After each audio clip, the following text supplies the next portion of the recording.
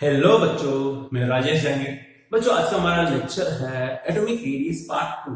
पहले पार्ट के अंदर हमने कुछ पढ़ा था, टाइप्स ऑफ रेडियस के बारे में पढ़ा था कि किस किस टाइप की ये एटॉमिक रेडियस होती है। जैसा कि हमने देखा था यहाँ पर कोवेलेंट रेडियस, फिर metallic radius, one do one radius, ionic radius वगैरह के हमने एग्जांपल्स भी देखे थे। तो आज लेक्चर 2 के अंदर हम पढ़ेंगे कि इनमें क्या ऑर्डर रहेगा, सबसे ज्यादा रेडियस किसकी होगी, पहले तो ये, फिर आइसो इलेक्ट्रॉनिक स्पीसीज क्या होती है, और साथ ही साथ में पीरियोडिक टेबल के अंदर इसका वेरिएशन किस टाइप से होता है। इन सब की स्टडी आज के लेक्चर में हम करेंगे। तो करते हैं स्टार्ट। सबसे पहले तो हमने देखा था बच्चों कि यहाँ पर चार तरह की रेडियस होती है। कौन कौन सी होती है? पहला covalent radius, metallic radius, one do one radius and ionic radius. आपने देखा कि आयन फॉर्मेशन के अंदर जो है इलेक्ट्रॉन चले जाते हैं, इलेक्ट्रॉन चले जाएंगे तो ऐसी सिचुएशन में शेल भी फिनिश हो जाते हैं। क्या होगा बच्चों? शेल भी फिनिश हो जाते हैं। तो ऐसी सिचुएशन के अंदर क्या होगा, यहाँ पर आयनिक रेडियस की वैल्यू कम ही होती है, सबसे कम होती है। तो यहाँ पर मैं कहूंगा डिक्रीजिंग ऑर्डर ऑफ रेडियस, जो भी चार तरह की रेडियस पड़ी है उनके लिए हम डिक्रीजिंग ऑर्डर की बात करेंगे बच्चों। यहाँ पर पहले तो क्या होगा, देख सकते हैं यहाँ पर जो ऑर्डर रहेगा, आर वन डू वन सबसे ज्यादा होती है। क्या होगी बच्चों? आर वन डू वन सबसे ज्यादा होती है। फिर होगी आर मेटालिक क्रिस्टल में भी एटम्स दूर दूर होते हैं, ज्यादा क्लोज में नहीं रहते। फिर आर कोवेलेंट होते हैं, आर कोवेलेंट, और सबसे कम होती है आर आयनिक। ऐसा हम कर सकते हैं।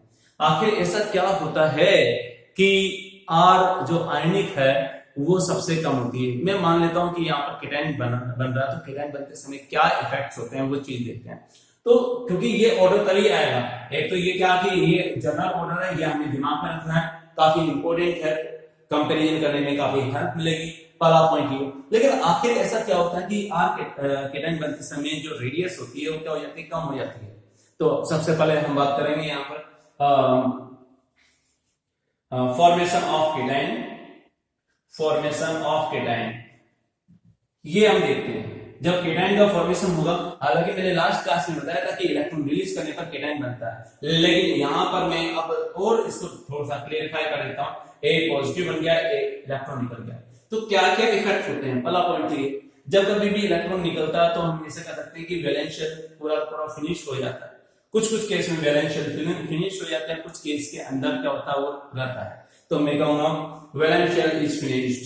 जनरली बोल रहा हूं मैं, ऑलवेज नहीं बोल रहा, हर किसी के लिए वैलिड नहीं होगा, लेकिन जनरल स्टेटमेंट ऐसा ही होता है।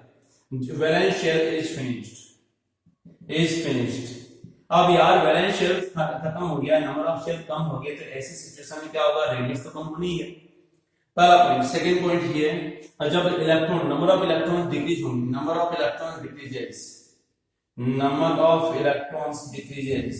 और जब नंबर ऑफ इलेक्ट्रॉन डिक्रीज होंगे तो ऐसे में सिग्मा की वैल्यू क्या होगी, सिग्मा डिक्रीजेस।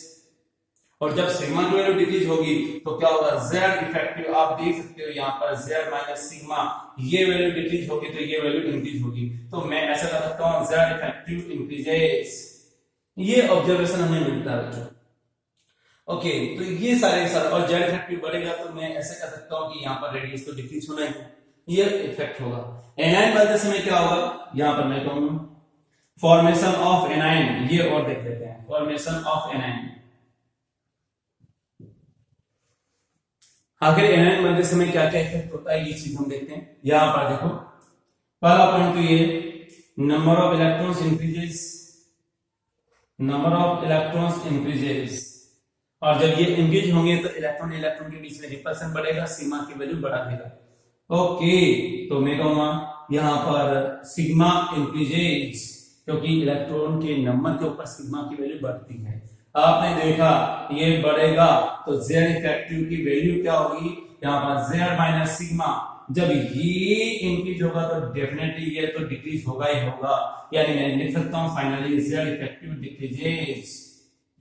क्या होगा बच्चों, जेड इफेक्टिव कम होगा। चलिए और बात करते हैं क्या होगा। यहाँ पर जेड इफेक्टिव कम होगा तो फिर यहाँ पर फोर्स ऑफ अट्रैक्शन क्या हो जाएगा, डिक्रीज होगा। और रेडियस इंक्रीज होगी, रेडियस इंक्रीज होगी, ऐसा होगा। ठीक है, ये इफेक्ट होते हैं बच्चों। तो नॉर्मली हम देखते हैं फिर भी जो आयनिक रेडिएशन उसकी वैल्यू कम ही होती है, क्योंकि यहाँ पर केटायन एंड एनायन के बीच में इलेक्ट्रोस्टैटिक अट्रैक्शन फोर्स लगता है जो कि काफी स्ट्रॉन्ग होता है। आयन से एक दूसरे के काफी पास में आ जाते हैं, और जब ये काफी पास में आएंगे तो ऐसे में डिस्टेंस कम हो जाएगी, जो मेजरमेंट करेंगे वो कम हो जाता है। तो इस तरह से हम देखते हैं कि केटायन बनते समय क्या इफेक्ट होता है, एनायन बनते समय क्या इफेक्ट होता है।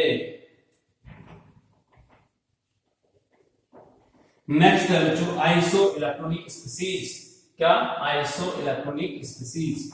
चलिए हम स्टार्ट करते हैं। आखिर आइसो इलेक्ट्रॉनिक स्पीसीज क्या होती है? ऐसी स्पीसीज जिसमें नंबर ऑफ इलेक्ट्रॉन्स क्या होते हैं? सेम होते हैं, उन्हें हम आइसो इलेक्ट्रॉनिक स्पीसीज कहते हैं।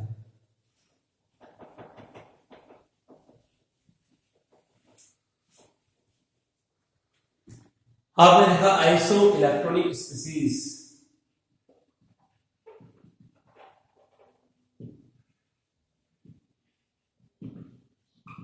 आइसो इलेक्ट्रॉनिक स्पीसीज क्या होगा? Isoelectronic species, the species which have same number of electrons are called as isoelectronic species. तो यहां पे लिखूंगा the species which have same number of electrons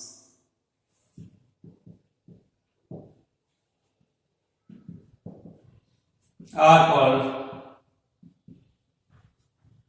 isoelectronic species।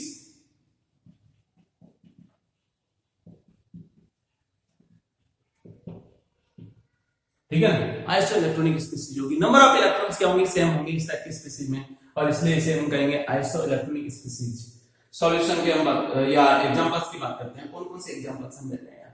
देखो सबसे पहले लेते हैं C4 नेगेटिव N3 नेगेटिव, यहां पर O2 negative and F negative. अगर हम बात करते हैं इसकी, तो आखिर यहां पर आइसो इलेक्ट्रॉनिक स्पीसीज है क्या, चेक करते हैं। इलेक्ट्रॉन्स के बारे में हम बात करते हैं। इलेक्ट्रॉन्स कितने होंगे? एटम नंबर 6 होगा इसका, या 6 है, लेकिन 4 इलेक्ट्रॉन ले भी लिए तो 10 इलेक्ट्रॉन्स होंगे। यहाँ पर 7 है, यहाँ एटम नंबर यानी 7 इलेक्ट्रॉन तो ऑलरेडी होंगे, लेकिन 3 इलेक्ट्रॉन और लिए 10 इलेक्ट्रॉन्स हो गए यहाँ पर। फिर क्या होंगे बच्चों? 10 इलेक्ट्रॉन्स। ये क्या हुआ? 8, एटॉमिक नंबर 8 है, 8 into 10 इलेक्ट्रॉन्स। आप ऐसा कर सकते हो, सभी के अंदर 10 इलेक्ट्रॉन्स है, इलेक्ट्रॉन्स। ठीक है बच्चों। और नेक्स्ट इसके अंदर 9, एटॉमिक नंबर 9, 9 and 1 10 इलेक्ट्रॉन्स आपका होगा। ओके, यानी इसके अंदर सभी के अंदर 10 इलेक्ट्रॉन है। इसका मतलब मैं कहूंगा आइसो इलेक्ट्रॉनिक स्पीसीज है। बिल्कुल सही बात है।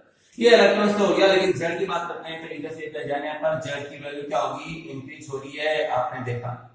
अब यार नंबर ऑफ इलेक्ट्रॉन तो सेम है, लेकिन जेड की वैल्यू इंक्रीज हो रही है, इसका मतलब क्या होगा? जेड इफेक्टिव बढ़ेगा। मैं ऐसा कर सकता हूँ, यहाँ पर देखो जेड इफेक्टिव की वैल्यू क्या होगी? यहाँ पर लिख सकता हूँ जेड माइनस सिग्मा। यार इस चीज को थोड़ा समझने की कोशिश करो, क्या कि यहाँ देखो, यहाँ पर मैं कहूंगा सिग्मा की वैल्यू तो होगी कांस्टेंट। क्यों? क्योंकि यहाँ पर आपने देखा नंबर ऑफ इलेक्ट्रॉन सेम है, लेकिन जेड की वैल्यू इंक्रीज हो रही है, तो जेड इफेक्टिव बढ़ेगा और इंक्रीजेस।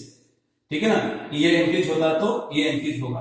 तो ऐसी सिचुएशन में क्या होगा? हम कह सकते हैं कि यहाँ पर जेड इफेक्टिव की वैल्यू भी क्या होगी बच्चों? इधर से इधर जाने पर बढ़ेगी, और जेड इफेक्टिव बढ़ता है तो न्यूक्लियस के लिए वैलेंशियल का अट्रैक्शन फोर्स बढ़ जाएगा, ज्यादा पकड़ के इलेक्ट्रॉन खींचेगा। ज्यादा पकड़ के इलेक्ट्रॉन खींचेगा तो मतलब रेडियस क्या हो जाएगी? कॉन्ट्रैक्ट हो जाएगी। तो रेडियस मैं कहूंगा फोर्स ऑफ अट्रैक्शन की वैल्यू, पहले तो लिखूंगा फोर्स ऑफ अट्रैक्शन इंक्रीज होगी, तो क्या होगा? रेडियस डिक्रीजेस, यानी रेडियस की वैल्यू डिक्रीज होगी। तो मैं ऐसा कर सकता हूं कि इसका ऑर्डर क्या होगा रेडियस का? देखो आप यहां पर ऑर्डर ऑफ रेडियस की बात करते हैं। ऑर्डर ऑफ रेडियस या क्या होगा यार? सबसे ज्यादा रेडियस होगी C4 माइनस की, फिर N3 माइनस, फिर क्या होगा? O2 माइनस, फिर होगा F माइनस। ये आपका होगा आइसो इलेक्ट्रॉनिक स्पीसीज के अंदर। चलिए दूसरी ओर देखते हैं आइसो इलेक्ट्रॉनिक स्पीसीज। एग्जांपल लेते हैं बच्चों। यहां पर देखो नियॉन सोडियम पॉजिटिव, उसके बाद में मैग्नीशियम +2, एल्युमिनियम +3, ये हम देखते हैं। यस, एटॉमिक नंबर कितना भैया? 10 है, 11, 12 और 13 ये है।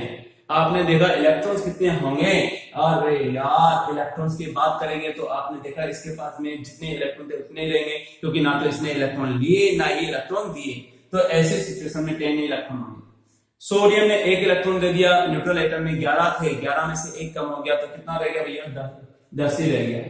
यहाँ पर हम देखते हैं, यहाँ पर 12 का एटम नंबर, 12 में से 2 चले गए तो अगेन 10 इलेक्ट्रॉन्स होंगे, यहाँ पर भी कितने होंगे, 10 इलेक्ट्रॉन्स होंगे। इलेक्ट्रॉन्स ये हैं, है नहीं, बोलो यस, यानी मैं ऐसा कर सकता हूँ, या इलेक्ट्रॉन के नंबर की मैं बात करूंगा, ये है। ओके, जेड फैक्टर की बात करूंगा, यहाँ पे जेड की वैल्यू है, जेड इधर से इधर जाने पर जेड इंक्रीज हो रही है यस, तो जेड फैक्टर भी क्या होगा बच्चों, हमने देखा था कि Z minus sigma, sigma constant है, जेड की वैल्यू बढ़ेगी तो जेड फैक्टर बढ़ेगा, तो जेड फैक्टर की वैल्यू भी क्या होगी, धीरे धीरे यहाँ पर इंक्रीज होगी। ओके, तो क्या होगा, फोर्स ऑफ अट्रैक्शन की वैल्यू कम हो जाएगी, फोर्स ऑफ अट्रैक्शन यहाँ पर जैसे ही कम होगा तो रेडियस फोर्स ऑफ अट्रैक्शन की वैल्यू क्या होगी, बढ़ जाएगी, क्योंकि Z effective is directly proportional to force of attraction. बताया था मैंने कि force of attraction is equal to K Z effective e square divide by r square, ये वैल्यू होती है। तो क्या होगा, जेड इफेक्टिव के डायरेक्टली प्रोपोर्शनल हो गया, तो यहाँ पर मैं लिख भी देता हूँ, ज्यादा रहेगा। फोर्स ऑफ अट्रैक्शन की जो वैल्यू होगी वो क्या होगी बच्चों, के जेड इफेक्टिव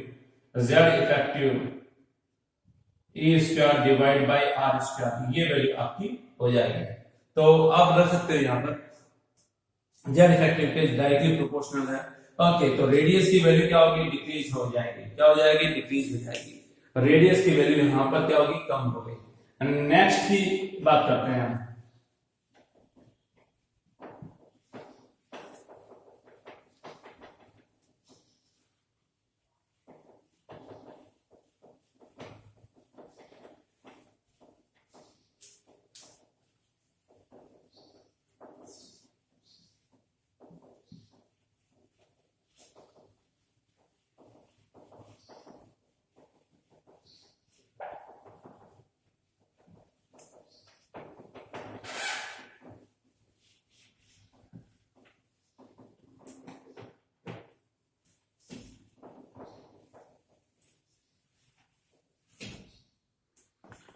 ये हो गया। नेक्स्ट एग्जांपल लेते हैं बच्चों, नेक्स्ट एग्जांपल, बहुत सारे एग्जांपल्स है। P3 minus H2 minus Cl minus, इस तरह से हम ले सकते हैं। ओके, यहाँ पर देखो रेडियस की वैल्यू डिक्रीज होगी, ऑर्डर मैं बता देता हूँ, ऑर्डर ये ऑर्डर लिखना भूल गया था। रेडियस डिक्रीज होगी तो नियोन की रेडियस सबसे ज्यादा होगी, फिर सोडियम की, फिर क्या होगा, मैग्नीशियम होगा। ओके, उसके बाद में एल्यूमिनियम प्लस, ये आपका ऑर्डर भी हो गया, डिक्रीजिंग ऑर्डर हमने लिया है बच्चों। नाउ नेक्स्ट एग्जांपल लिया P3H2 minus and Cl minus. चलो हम देखते हैं यहाँ पर आगे इलेक्ट्रॉन्स देखते हैं क्या होगा बच्चों, इलेक्ट्रॉन के नंबर यहाँ पर 15, ये 16, ये 17 एटॉमिक नंबर होगा, और आपने देखा कि 15 प्लस 3, 3 इलेक्ट्रॉन इसने लिए, तो कितना होगा आप देख सकते हो यहाँ पर जो है 18 इलेक्ट्रॉन हो जाएंगे। क्या इसको आगे और एक्सटेंड कर दूं, चलो कर देता हूँ, बहुत अच्छा एग्जांपल बन जाएगा ये। यहाँ पर 18 हो गया, पोटेशियम 19, कैल्शियम प्लस 2 हो गया, ये आपका 20 हो गया, और इसके इंडियम प्लस 3 हो गया, 21 हो गया। रेडियस का ऑर्डर फाइंड आउट करना है।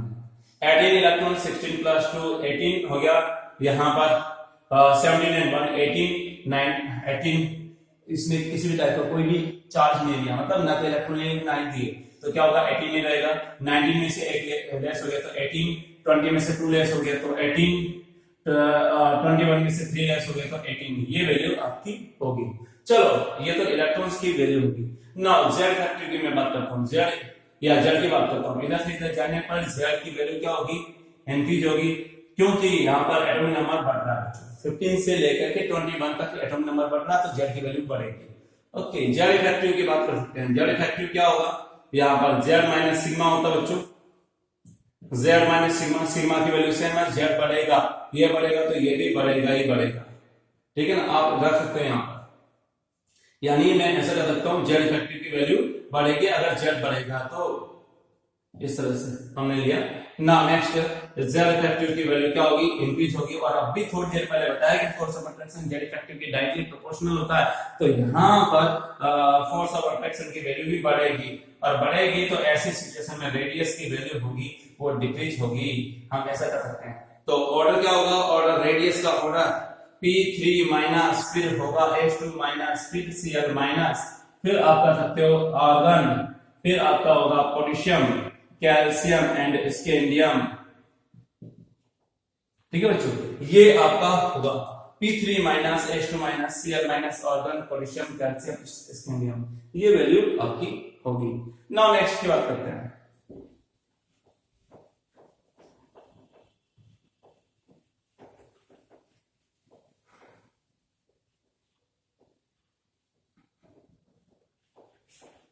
चलिए आगे देखते हैं बच्चों, यहां पर ये हमने एग्जांपल्स देखे, एक छोटा सा एग्जांपल और लेते हैं। छोटा सा एग्जांपल कौन सा होगा, H नेगेटिव एंड हीलियम में अगर कंपैरिजन करना चाहे तो क्या होगा, वापस से इलेक्ट्रॉन्स कितने होंगे बच्चों, यहाँ पर इलेक्ट्रॉन्स 2 हो जाएंगे, यहाँ पर भी 2 हो जाएंगे, क्योंकि हाइड्रोजन ने एक इलेक्ट्रॉन लिया तो हाइड्राइड बना, 2 इलेक्ट्रॉन्स ले लिए या 2 इलेक्ट्रॉन हो गए, इसके बाद में भी 2 इलेक्ट्रॉन थे। Z की वैल्यू है 1 एंड 2 है, यानी मैं कहूंगा Z इधर से इधर जाने पर Z बढ़ रहा है, ठीक है ना।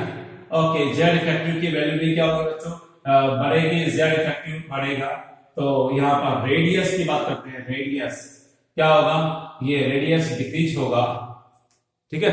तो ऑर्डर हो जाएगा, ऑर्डर क्या होगा, इसका रेडियस ज्यादा होगा, H नेगेटिव की साइज ज्यादा होगी, हीलियम से ज्यादा होती है। नॉर्मली हम ऐसा कर सकते हैं, H नेगेटिव वास्तव में काफी बड़ा होता है, और जो भी इसके चारों तरफ कैटायन प्रेजेंट होते हैं उसके ऊपर डिपेंड करता है। इवन आयोडीन की साइज या आयोडाइड आयन की साइज से थोड़ा कम हो पाता है। तो ये काफी इंपॉर्टेंट कॉन्सेप्ट है, आपको समझना होगा। इलेक्ट्रॉन लेने के बाद में इसकी जो रेडियस है वो काफी काफी काफी बढ़ जाती है, H की, H नेगेटिव बनने के दौरान काफी ज्यादा रेडियस बढ़ जाएगी।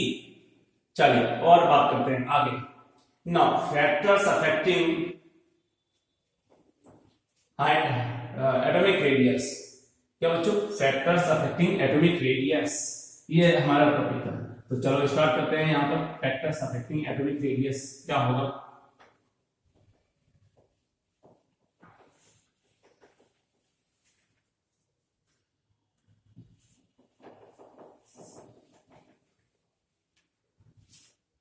Factors affecting atomic radius.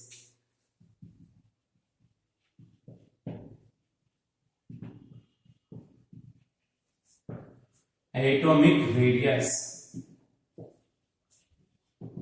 बच्चों, नंबर ऑफ शेल, जैसे जैसे नंबर ऑफ शेल बढ़ते जाएंगे वैसे वैसे क्या होगा, इलेक्ट्रॉन है वो न्यूक्लियस से डिस्टेंस बनाने लग जाता है, यानी दूर जाते जाता है, और जैसे ही दूर जाते जाता है वैसे ही रेडियस की वैल्यू बढ़ती है। तो हमेशा ध्यान रखना होगा पहला पॉइंट, यहाँ पर नंबर ऑफ शेल क्या होगा, on increasing number of shell,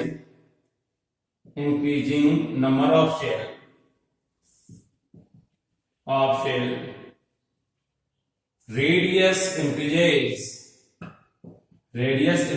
ये आपका इंक्रीज हो जाएगा। रेडियस की वैल्यू हमेशा इंक्रीज हो जाती है। अगर मान लीजिए कि आप जो है यहाँ पर नंबर ऑफ शेल बढ़ाते हैं तो हमेशा ऐसा होता है।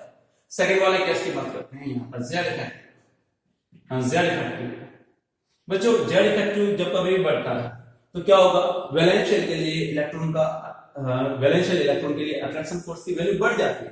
तो बढ़ेगी तो क्या होगा, पास में आएगा इलेक्ट्रॉन, यानी रेडियस डिक्रीज होगा। तो मैं कहूंगा on increasing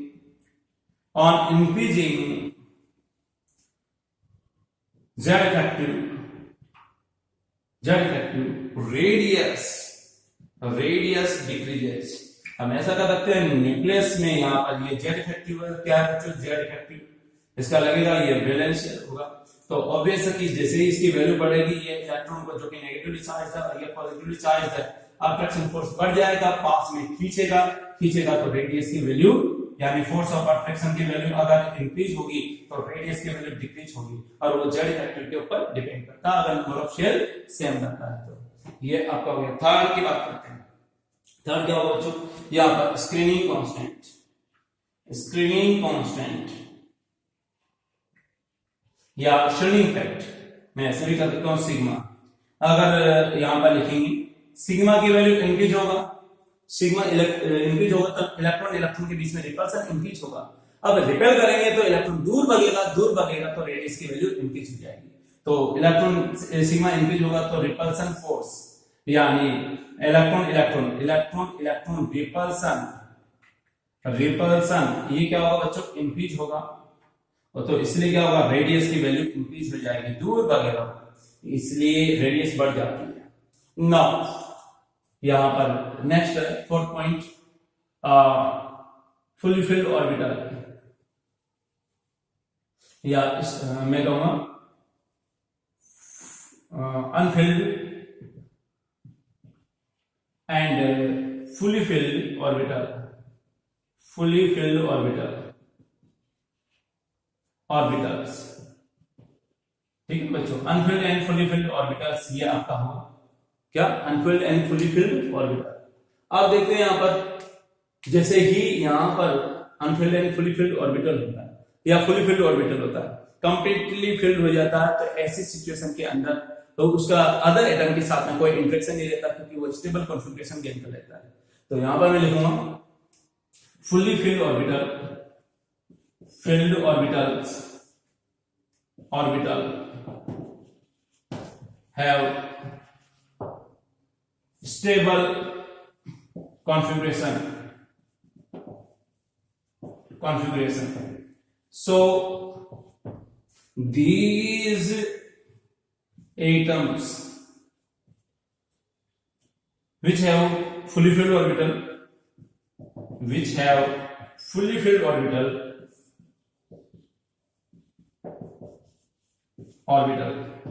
have no interaction, have no interaction with other, so radius increases, yeah, hence radius increases, radius की वैल्यू बढ़ जाती है। क्यों? क्योंकि फुली फिल्ड ऑर्बिटल है, तो अदर एटम के साथ में किसी भी टाइप का इंटरेक्शन नहीं होगा, किसी भी टाइप की बॉन्डिंग नहीं होगी, वेरी वेरी वीक फोर्स लगेगा, वन टू वन फोर्स लगेगा, और ऐसी सिचुएशन में उसकी रेडियस हो जाएगी, वन टू वन रेडियस हो जाएगी, और इसलिए ही यहाँ पर इसका रेडियस बढ़ जाता है। लेकिन हाफ फिल्ड वाला केस में होता तो वह अपने कॉन्फ़िगरेशन को पूरा करने के लिए अदर एटम के साथ में इंटरेक्ट करते हैं, और इंटरेक्ट करने की वजह से उनके बीच में अट्रैक्शन फोर्स बढ़ जाता है, बढ़ने की वजह से रेडियस कम हो जाती है। तो फुली फिल्ड ऑर्बिटल का ऐसा है बच्चों। Now next,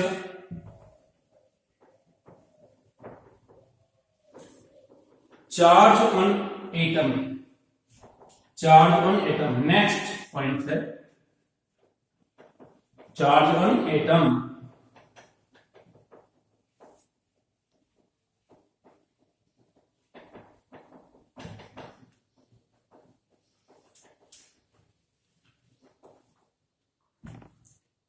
Yes, next charge on atom, on atom, fifth point, yes, क्या होगा, पॉजिटिव चार्ज आने पर रेडियस कम हो जाती है, नेगेटिव चार्ज आने पर रेडियस बढ़ जाती है। तो मैं कहूंगा ऑन, या if positive charge present, positive charge present, charge present, then radius decreases. क्यों डिक्रीज होती है भैया? क्योंकि फोर्स ऑफ अट्रैक्शन बढ़ जाता है, इंक्रीज होगा। क्यों होगा? क्योंकि जेड इफेक्टिव बढ़ जाता है। तो जेड इफेक्टिव बढ़ेगा तो ऐसे में क्या होगा, फोर्स ऑफ अट्रैक्शन की वैल्यू बढ़ेगी, और फोर्स ऑफ अट्रैक्शन बढ़ने की वजह से रेडियस की वैल्यू कम हो जाती है। जेड इफेक्टिव बढ़ जाता है, ऐसे हम इलेक्ट्रॉन चले गए, सिग्मा की वैल्यू कम होगी, जेड इफेक्टिव बढ़ गई, ऐसा भी मैं कर सकता हूँ। ठीक है ना? तो हमेशा ध्यान रखना कि यहाँ पे टाइम बढ़ता तो रेडियस की वैल्यू कम होती, जैसे कि थोड़ी देर पहले मैंने बताया था। तो यहाँ पर रेडियस कम होगी। If negative charge comes then radius increases। हमेशा ये याद रखना पड़ेगा, रेडियस की वैल्यू इंक्रीज होगी, नेगेटिव चार्ज आने पर, पॉजिटिव चार्ज आने पर कम होगी। Now sixth point, S character in bond, S character in bond। आप देखिए यहाँ पर S character in bond की मैं बात करूंगा। S character बॉन्ड में बढ़ने के साथ साथ में क्या होगा बच्चों, यहाँ पर न्यूक्लियस के पास में आने की टेंडेंसी बढ़ जाएगा, इसलिए रेडियस कम होगी। तो लिखूंगा on increasing S character, on increasing S character, radius क्या होगी बच्चों, on increasing S character, radius decreases. क्यों होगा? क्योंकि एस कैरेक्टर बढ़ेंगे तो न्यूक्लियस में पास आने की टेंडेंसी बढ़ती है, जैसे कि पेनिट्रेशन पावर बढ़ता है, because of more penetration of S electrons, ठीक है ना, यानी एस ऑर्बिटल की पेनिट्रेशन पावर ज्यादा होगी, एस इलेक्ट्रॉन उसमें प्रेजेंट होगा तो ज्यादा पेनिट्रेट करेगा, इसलिए रेडियस की वैल्यू डिक्रीज हो जाएगी। बॉन्ड ऑर्डर बढ़ने पर एस कैरेक्टर बढ़ता है, और इसलिए सेम कॉन्सेप्ट होगा जैसा कि हमने यहां पर देखा था। तो नेक्स्ट पॉइंट है बच्चों यहां पर 7th,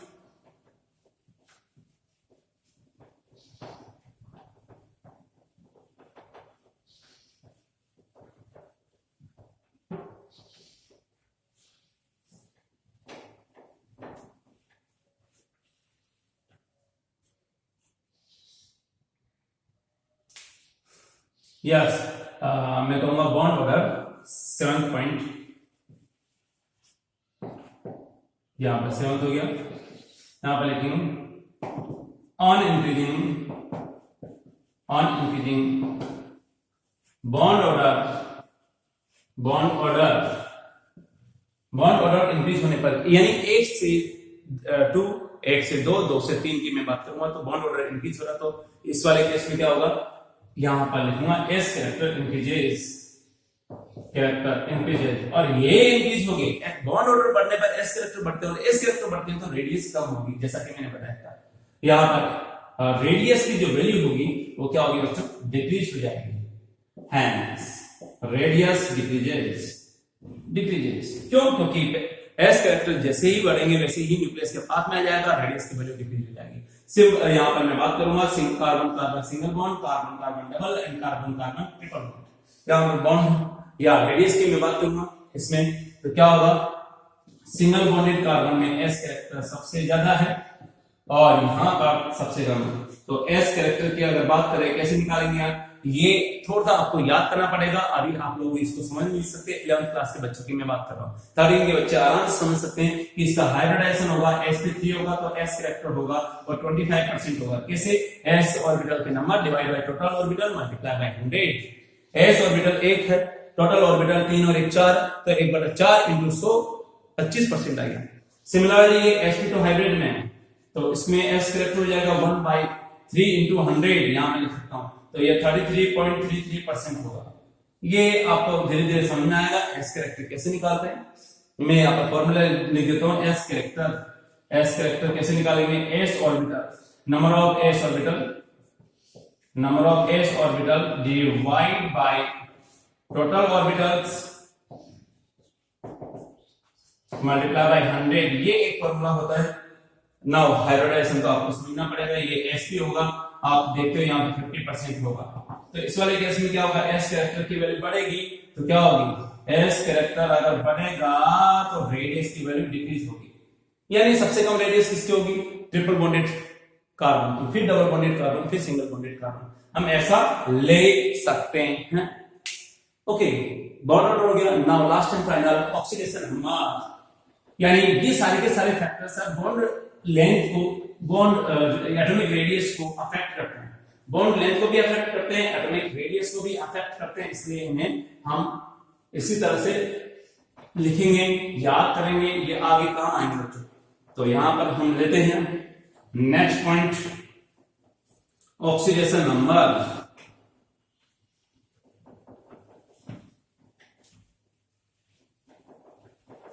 ऑक्सीडेशन नंबर क्या बच्चों, ऑक्सीडेशन ऑक्सीडेशन नंबर अगर इंक्रीज होगा, ये आपका हो गया 8 पॉइंट, मैं लिखूंगा ऑक्सीडेशन नंबर ओ एन अगर इंक्रीज होगा तो क्या होगा बच्चों, यहां पर जनरली रेडियस डिक्रीज होती है, रेडियस डिक्रीजेस। क्यों होगा ऐसा, क्योंकि ऐसा माना जाता है कि ऑक्सीडेशन नंबर बढ़ने पर इलेक्ट्रॉन कम होते जाते हैं, तो मैं कहूंगा क्या होगा, ऑक्सीडेशन नंबर इंक्रीज होगा तो इलेक्ट्रॉन्स कम होंगे, और ये कम होंगे तो जेड फैक्टर बढ़ जाएगा, जेड फैक्टर बढ़ेगा तो ऐसे में रेडियस कम हो जाएगी। ये सारे के सारे इफेक्ट होंगे ऑक्सीडेशन नंबर बढ़ने से, ऐसा होता है, और फाइनल रिजल्ट हमें ये मिलता है। तो इस तरह से ये 8 फैक्टर है एटॉमिक रेडियस को अफेक्ट करते हैं। पीरियोडिक टेबल के अंदर किस टाइप से इसका वेरिएशन होता है एटॉमिक रेडियस का, ये नेक्स्ट लेक्चर में देखेंगे। Thank you.